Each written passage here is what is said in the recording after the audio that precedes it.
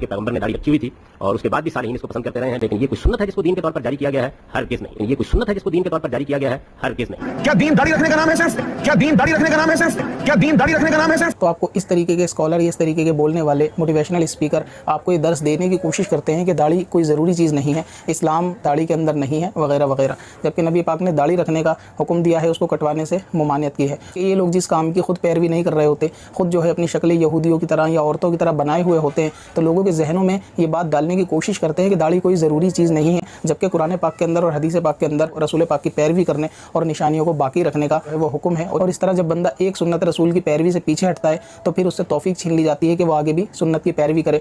और जब आपके पास आपकी निशानियां ही नहीं बचेंगी, पर्दा, दाढ़ी, इस्लामिक लिबास ही नहीं बचेगा, तो ज़ाहिर है फिर आपके अंदर और जानवरों के अंदर कोई खास फ़र्क रह नहीं जाएगा। जबकि इस्लाम इस चीज़ की ममानियत करता है कि गैरों के साथ जो है वो मैचिंग नहीं की जानी चाहिए। इस्लाम एक अलग से अपना वकार रखता है, अपनी अलामतें रखता है, अपनी निशानियाँ रखता है।